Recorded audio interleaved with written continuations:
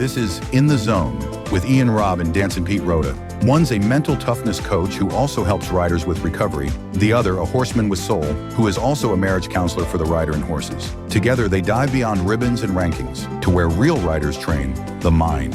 From elite arenas to quiet barns, this show is about the mental edge, the recovery rhythm, and the heart that keeps you in sync with your horse and yourself. So whether you're tuning in from the tack room or the open road, saddle up. You're in the zone now.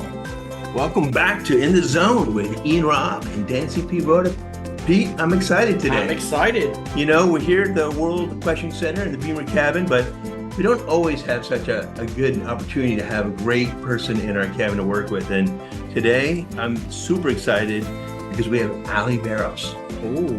Ali's here today. She's going to talk a little bit about her journey and philosophy. We're going to talk a little bit of the mental game, but also this magic she has and finding people with horses and finding the right horses.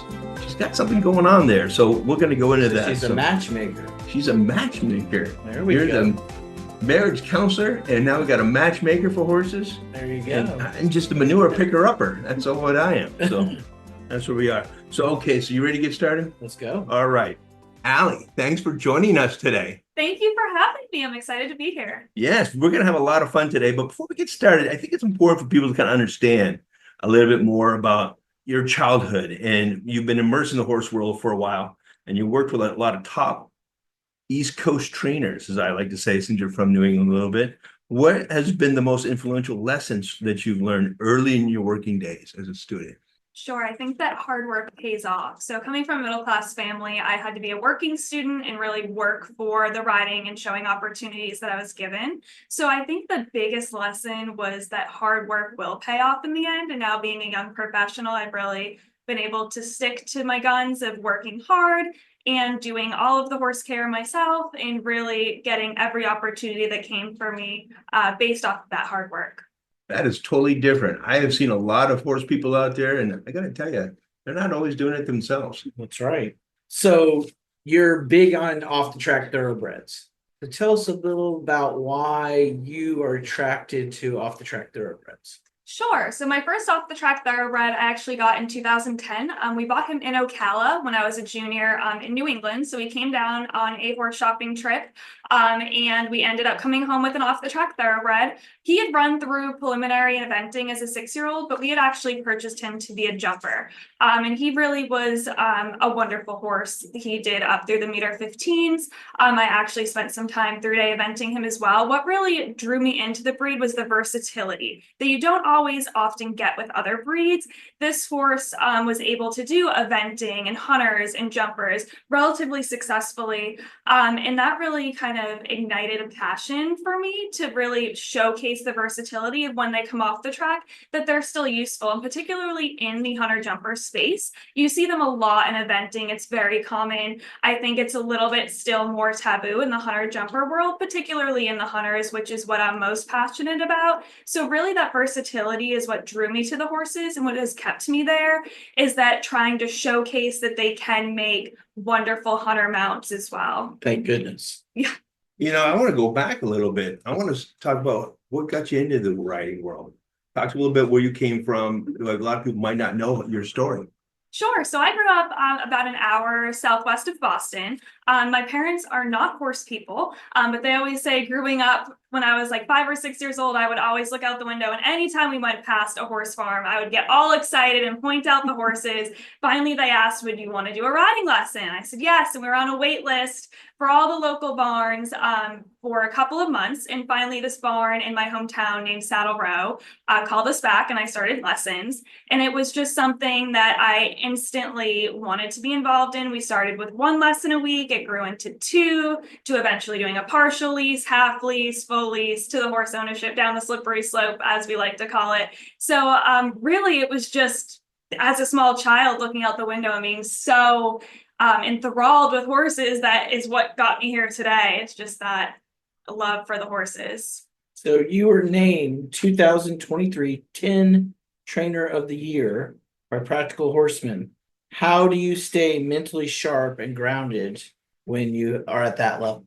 So what I really like to do is train with other professionals that know more than me. And that really keeps me grounded, right? I know that the horse sport, just like any other sport, there's always room for improvement and growth. So I particularly take lessons once a week with Clark Montgomery during season. I was training with Jeff Ayers. I went down to Wellington and trained with David Olenek. So what really keeps me grounded is seeking out those training opportunities with other professionals, and really upping my skills as both a rider and a trainer, because those lessons I learned from them, I'm then able to incorporate into my lessons when I teach my students. So staying humble. And yes, I always, when I teach, I always say the trainers that take lessons are the ones you want to take lessons from because they're still learning. absolutely. Yes. It's great. Yeah, I mean, the mental aspect of it all, the mental performance is crucial in both training and retaining horses. What mental tools, Ali, do you use right now, or approaches that help you build your own confidence, both in yourself and in your horses? Sure. So my mom is actually a cardiac nurse practitioner, and she uses a lot of relaxation techniques as part of her program, and she's taught those techniques to me. That really helps me. I try to do it at night before I go to bed, but those relaxation techniques really help me keep calm. And when I'm about to go in the show ring, I also do the same thing, some breathing exercises, try to breathe in positive energy and kind of exhale any doubt and make sure that I'm confident. But really that relaxation technique is what helps me. Can you give us kind of an example? Like, is there a certain type of time, how many breaths you take in, or is there a mantra that you kind of say to yourself as before you ride? Sure. So definitely some words of affirmation, maybe even geared towards my horse, like saying that my horse can do it, I can do it. I think when you put words of affirmation out into the universe, even if they're about yourself and your horse, that's going to come back to you. So definitely just reiterating that confidence and that positivity. So I know I do this when I teach. I have more expectations for my students than sometimes they have for themselves and their horse. How do you manage that in your everyday? Because I'm sure you have, being from where you've come from, you expecting them to join you. How do you deal with that? Sure. I think for me, it's understanding that everyone's on their own timeline. I work with students that are both competitive and students that have absolutely no interest in ever walking in the competition ring. So for each individual student, I try to find both temporary and long-term goals and kind of breaking it up into smaller pieces for them and myself. And then that way too, when they reach maybe a smaller goal, like I have some riders that are learning to trot, whereas others are jumping, a meter 10. So really kind of making it into smaller steps. And then those smaller steps, when they achieve those goals, I think it gives me satisfaction as well as my students. So really trying to make the goals obtainable, but finding both temporary and long-term goals. Wow, that's great. So you're also on the USHJA Horse and Rider Advocates Board and working towards judging credentials, which is pretty impressive in my eyes. How do these roles that you're doing deepen your perspective on training in equestrian stewardship? Sure. So I'm on my 5th year of the Horse and Riders Advocacy Committee. It particularly looks at horse welfare and rider welfare. So one thing this year that we're actually going to table, but that we've put a lot of work forward in and that we will do next year is class limits. So it's been a hot topic this year of limiting the amount of jumping classes allowed at competition for a particular horse. We broke it down based off of heights. What we're hoping with that is there won't be this overshowing and overuse of horses at competition. We've done a lot of other really great work as well, but it's really that horse welfare that brought me to that board and wanting to have a seat on it. And I was the youngest board member to be given that opportunity. And I'm really excited. So they give you 4-year terms. And so now I'm sitting on my 2nd term. But hopefully we're able to continue to do really great work in bringing horse welfare to the forefront of competition. And staying with that topic, you being young, what is your advantage coming in? What did they see different? Because you're not done it as long as some of the people on the board. What was the difference when you came in? Yeah, I think it's really common in USCF and USHJA that the board members are a bit older, right? When you go and you walk around the show ring, the stewards and the judges, they typically are older. So I think USHJA was trying to bring in some new blood and some new perspective. They wanted people that were showing, but also had maybe some new ideas to bring to the table. And I think that really balances out the old ideas ideas in with the new ideas, and it gives those boards a bit of balance when you start bringing in the younger generations and giving them more opportunities as well, which is why I started becoming a little R judge for hunters and equitation. I wanted to start that process early because it is quite a lengthy process to eventually be a large R, but I figured there needed to be the younger generation starting to step up and fill these roles. So that's what I'm trying to do. Wow. So you show in Ocala, Wellington. So what is it about Florida that keeps you here? Sure. So it has to be the climate. I know this time of year it's a little bit hot. Yeah.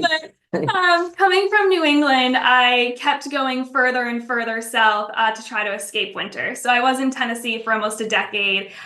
We don't get as much snow in Tennessee as New England, but it still has a winter. So finally, about 4 years ago, I hit Florida, and there was nowhere further in the continental US to go further south. So here I am. But it's definitely the climate for me. And I also think my horses like it a bit better. Here in Ocala, we have really great turnout options, which I'm a big advocate for compared to South Florida. But really it's that milder climate is what brought me here and kept me here. During the winter. Yeah, during the winter. That's too funny. So talking about coaching and all that stuff, I mean, you train across hunter, jumper, dressage, and equitation. How do you adjust your teaching style depending on which discipline?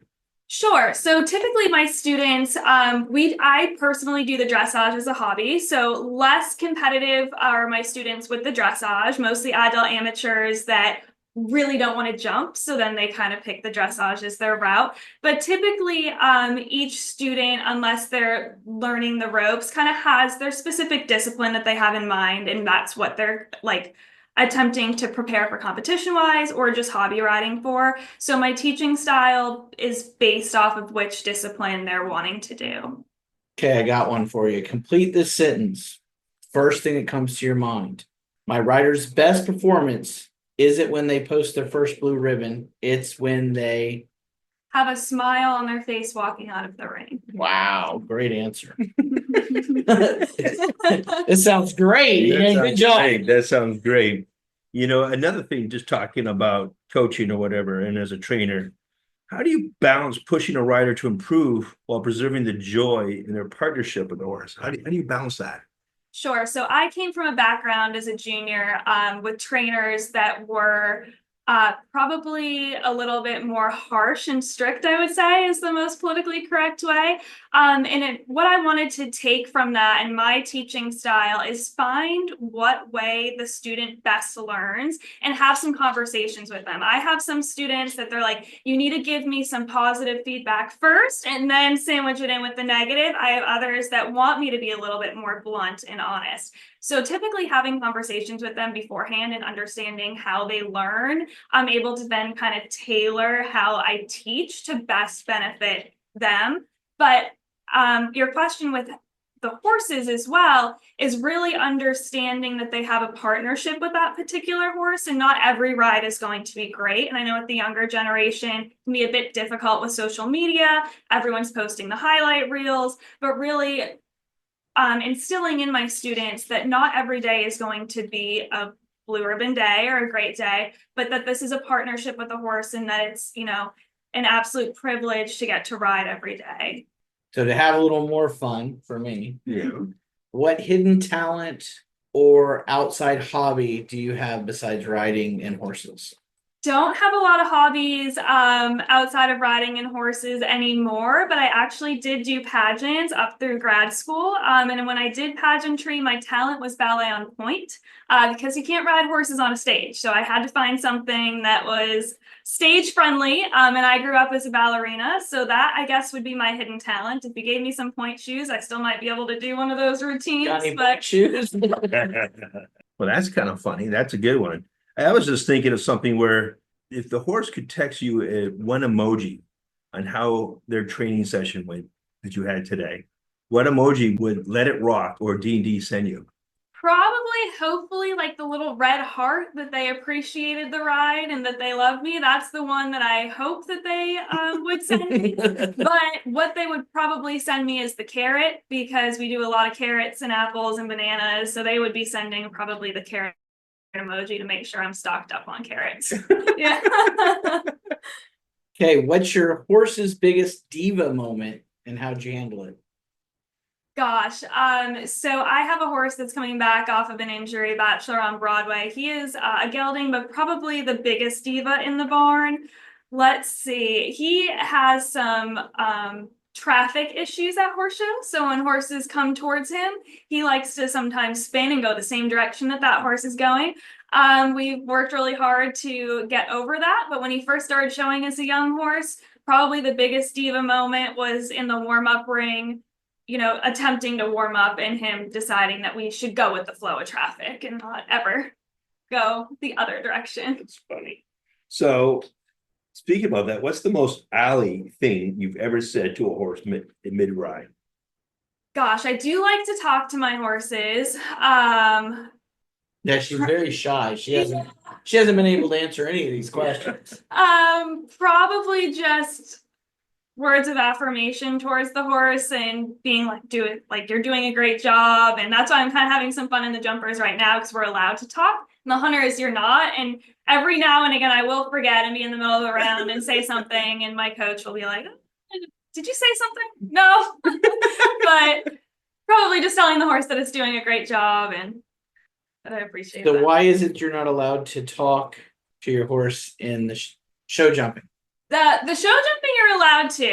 Yeah, the hunters and the equitation, I think technically there's probably no rule against it, but I think it's a bit taboo to be having a conversation with your horse. You might get away with it if the judge is in a concealed area, but in the WEC indoors when they're sitting ringside and they can hear you, I think that they probably wouldn't appreciate it. So if you were a horse, what would your name be? Gosh, so Dee Dee's show name is La Creme Royale, and I really like the Royale at the end of it because we also have a horse named Prince Hansen. So I guess kind of going with that royalty theme, I'll take the end of her show name, and I guess I would be Royale. I think that's a nice, There you nice go. name. We're just having these fun, lighthearted questions just to kind of soften things up. Here's a fun one for you that we were kind of thinking about. What's your guilty pleasure after a long day, a long show day? Tack room cocktails, fast food feast, or zoning out with a Netflix series? Gosh, I do love older TV shows when I'm going to bed. Right now, I watch Desperate Housewives when I'm falling asleep. I absolutely love the nostalgia, but also my guilty pleasure are the vegan blueberry vanilla muffins from the WEC bakery. I absolutely love them. They're to die for. And she just made a plug. I think we're gonna have to stock her up with some Yeah. those vegan blueberry muffins when she comes to the cabin here. That's for sure. So going still on the name, what's the most creative name you've ever heard somebody give a horse? Oh gosh, so Because I've never heard so many crazy names. yeah, the jockey club names definitely get pretty crazy. I have a history when horses come to me without a show name, I like naming them after songs. So Let It Rock was named after a Lil Wayne song when I was 16 when we bought him. Bachelor on Broadway, actually there was a country song called Bachelorettes on Broadway, but he was a gelding, so I tailored it a little bit. So sometimes I like to find songs that I really jive with, and then I give that horse that show name That's of the funny. song. Just in the theme of things here. What about any song from Taylor Swift that you would use? But I didn't get this question because I Are couldn't you name a Taylor Swiftie? Swift. I don't know.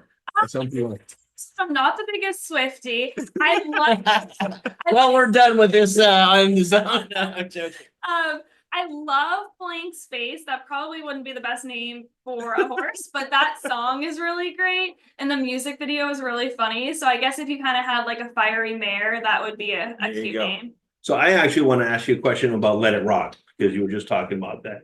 What initially made you take a chance on your horse, Let It Rock? Was it something in his movement, attitude, or just a gut feeling?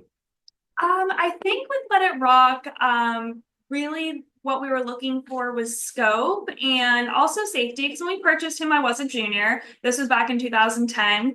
But what I think we really liked with him in that riding trip when we were shopping was his rideability, that he was a bit hot, but not so much that he was going to overpower me, but that we also felt like he was safe and it was scopy. Works for me too. What does scopy mean?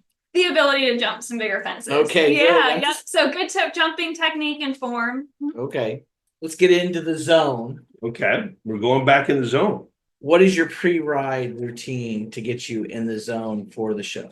Sure. So my pre-ride routine, I typically, like I had mentioned earlier, do a lot of the horse care myself. Sometimes when I'm showing, I do have a show groom, but obviously going over all my tack, making sure my boots are nice and shiny. My dad used to do the military shine growing up. He's still up in Boston, so I don't have the access to that. So hopefully I do him proud with my shiny boots. But just making sure that everything looks good and clean and ready to go, whether it be in the jumper ring or the hunter ring, making sure that I'm relaxed and confident, that I've spoken with my coach beforehand, and just making sure everything's good to go. We've got the green light. Very good. Absolutely. Now, you know, it's kind of interesting because you've been all around, and you know, it's kind of interesting that you lived and trained in multiple hubs, like we talked about Massachusetts, Tennessee, Nashville, Ocala, and even navigating through a pandemic era shifted in your career, reinventing your equestrian path over the years. Sure. So the passion for horses is obviously what has kept me in the industry. But during the pandemic, I had a small sale horse program an hour outside of Nashville, Tennessee, and I was actually doing event management downtown Nashville. And obviously, once the pandemic hit, there were no more events. So that's really what made me do the deep dive into horses full time. And then a family down in Naples offered me a full-time job, which is originally what brought me to Florida.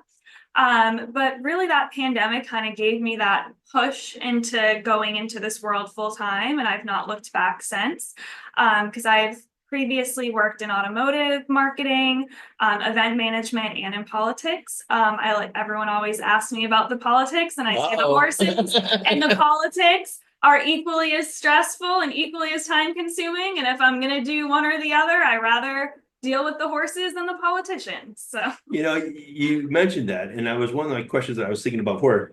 How does someone balance political consulting and equestrian training, and how do you translate skills from one arena into the other?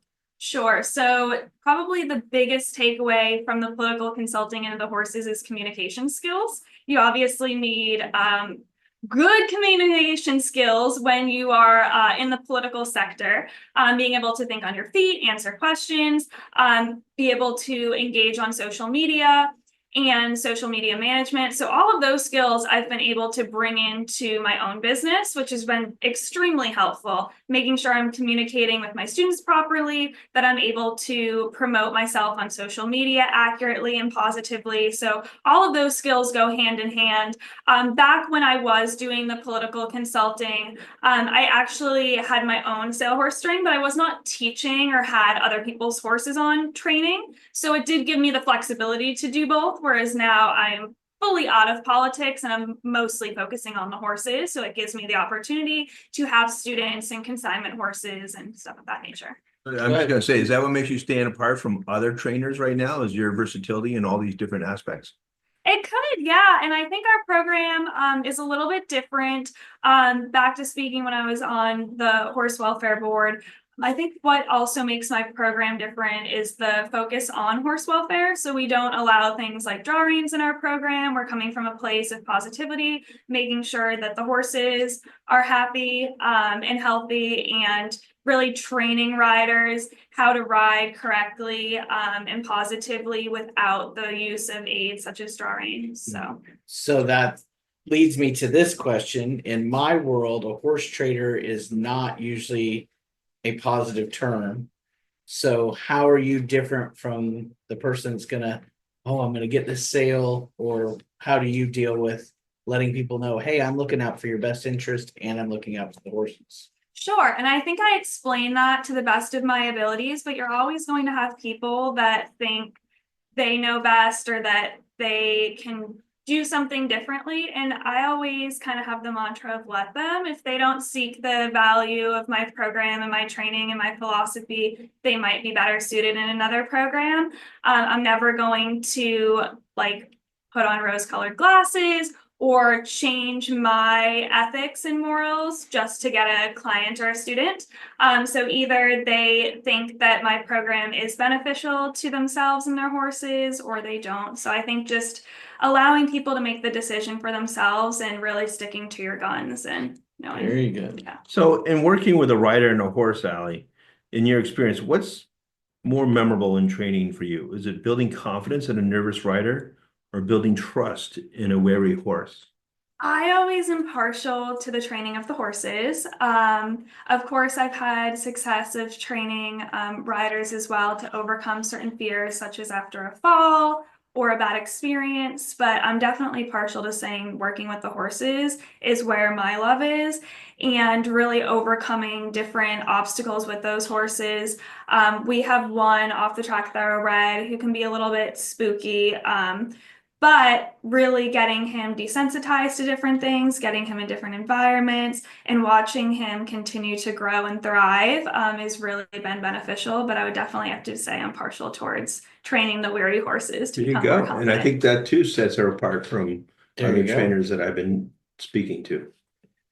So, in the zone, what advice would you give someone to get in the zone from where you come from? Sure. So I think taking a deep breath, working on your breath work, and really, like we mentioned earlier, finding those words of affirmation and those positivity to really get in the zone. And maybe getting in the zone isn't even going into the competition arena, but right before their lesson, if they might be jumping that day and they're nervous to jump, really think about taking a deep breath, that inner dialogue, that confidence that you can do it and that you're going to have fun, hopefully. So that's how I would do that. Very good. You know, when I taught tennis and then I'm teaching tennis, there is a shift mentally between coaching others and climbing back into the saddle yourself. Tell us a little bit more about how you do that. Sure. So I kind of tried to put it in different categories and really focusing on what the task is at hand. And then once that, for instance, once that lesson is over with that student, if it's time to do a training ride or when I ride one of my own personal horses, leaving, that lesson and moving to the next thing. And then maybe at the end of the day, you can go back over everything, but really trying to break it down into those categories, I think is best for me mentally. And then you're not taking the baggage of one thing to the next.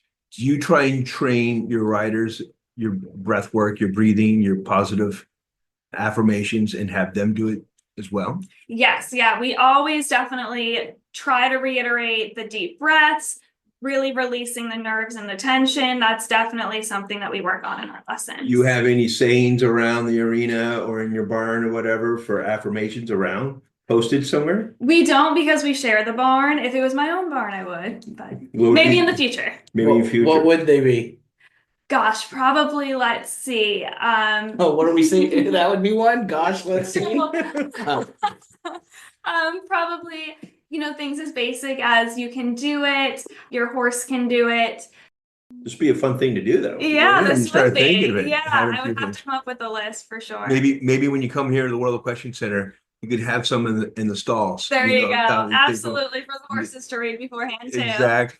So what's interesting to me, because when I was talking to you before, is that you have such an eye for spotting talent, and when you're evaluating prospects, how do you balance the concrete performance indicators like movement or conformation with those intangible qualities like presence or heart?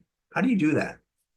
Sure. So I think it depends on who you are shopping for. So me, for instance, I buy off of the feeling the horse gives me when I get on. I'm less inclined to care about the USCF record, for instance, and stuff like that. But if I get on that horse and it gives me an incredible feeling, that's something that I really take into consideration. Whereas if it's a student or someone looking for an investment horse, they're going to have particular criteria that they're looking for, and then we'll tailor my needs for that horse to them. But for me, it's definitely that feeling I get with the horse. When Dee Dee came into my barn, she came in on consignment, and I rode her a handful of times, and I thought to myself, I don't think I can sell this horse to anyone else. I think I need to keep this horse for me. So we're doing a lease to purchase option to keep her in my barn and her to be my competition horse. But it was really just that feeling of her technique over fences, and that I felt like it was a really great match for me for that horse. That's great. That's good. Do you have them fill out some sort of questionnaire or anything like that for you to dive deeper into knowing who these riders are more, or is it just a conversation you have with them? Sure. So when students are new to my program, typically I do have like a little survey, and that gives me kind of a leg up of their riding experience. I also ask what their goals are, so I know what they're hoping to achieve in their lessons. So when they come into my program, that is something that I do. How honest are they on their writing abilities? That is, funny you should ask. Sometimes they do kind of flower up their resume a little bit. Everybody's an advanced writer. Yes, absolutely. No beginners in this world. Yes. So I definitely have had some people I expected a certain level in their first lesson. We realized they were not quite at that level, but we will get them there. So that's the whole point of signing up for lessons. I love this, how she's able to find talent like that, because I would try and find that with players. But what's one moment working in sales or matching riders with horses, maybe even with Umberto III, that made you realize your eye for partnership can truly change lives? Sure. So when I was a junior, my last 2 junior years, I was working with Mary Beth McGee, and she had a really large sale barn in New England. And we had so many horses come in and out. And that's really what gave me the determination of, I want to do this when I get older, sort of thing. But I think just really listening to what each client wants and needs, and then also giving them the advice of what I think they want and need. And hopefully we can meet somewhere in the middle. That's always the best case scenario. But really trying to find horses that are an appropriate match for them and will also be able to help them achieve their goals. So diversifying yourself in not only just being a rider, but also being a trainer, but also helping riders find their partner in the horse or find the right horse for a rider. You've really branched out in many different fields in the equestrian world. Is there anything else that I'm missing that you're doing in the equestrian world? I mean, that I'm missing? No, just I added in the social media, and I work with some brands and promote different things off that. Like I said, You're not bored, are you? No. I loved the social media management aspect of the political consulting. That's why I've kind of hung on to that and built my own brand. And like I said, working with the horses and horse-related equestrian brands are much more fun than running political social media. But the one thing I do love on the side is that social media aspect. Absolutely. What is your brand? If you were to say, someone asked, what is your Ali Barros brand? What is it? Sure. So the motto I came up with when I dove headfirst into horses full time was ride above expectations. What I really like about that is I think a lot of people assumed when I was growing up, because I didn't have the financial backing of a lot of the other riders in the barn, that I would make it as far. And what I've come to realize is kind of that mantra of riding above expectations. People expect maybe that you're going to be here, and trying to exceed those expectations whenever possible. I think that should be the title of this episode. There you go. That's for sure. How did you handle that? Because I know that can be challenging, in sports, especially in the equestrian world. Yes. How did you overcome that and show them? Being the competitive person that I am, I think I always just tried to continue to ride and continue to do the best that I could. I did the Emerging Athletes program back in 2018, and the clinician, Jeff Teal, he always said, young professionals, people quit every single year, but the few still remaining are the few that are going to be successful because they've stuck with it. And through the years, that's little story has really stuck with me, that I'm still here, I'm still doing it. So many of my peers have kind of dropped off and gone into different industries and stepped away from horses, and I'm still here, and I'm still trying to do my best. So to wrap up this great episode, what advice would you give a brand new person looking to do what you do? What would you say would be the best way to get started and keep moving forward? This little 5-year-old girl's looking at you right now. What would you say? And one of my first trainers when I was a junior, when I told them that I wanted to be a horse trainer when I grew up, she said, you could do something better with your life. And that is not what I'm going to tell these people. Ooh. I am going to tell them that you can do it. And if with enough hard work and grit and determination, just like Jeff Teal said, if you keep on showing up day after day, and you're willing to do the grunt work, and you're willing to clean stalls, and you're willing to groom, Amen. yeah, you can continue in this industry, and there is a spot for you with or without the financial backing. You know, I'm so happy that we had Ali join us today. Yeah, I think we she's need got to a have lot her of great back. things, and we're going to have her more and more, that's for sure. Ali, thanks so much for joining us today. We really enjoyed having you on this episode.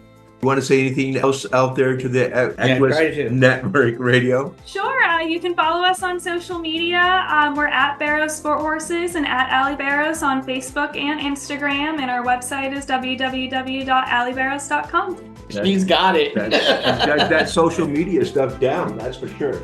Thank you so much. Thanks for having me. That's a wrap on another powerful episode of In the Zone with Ian Robb and Dancin Pete Rodda. Whether you ride, compete, or simply love your animals like family. Today's episode was a reminder that true teamwork starts with connection and that health is the ultimate performance edge. Don't forget to subscribe, share, and leave us a review. And catch us next time as we dive deeper into the mind, body, and bold journeys of top performers. Until then, stay focused, stay inspired, and keep riding in the zone.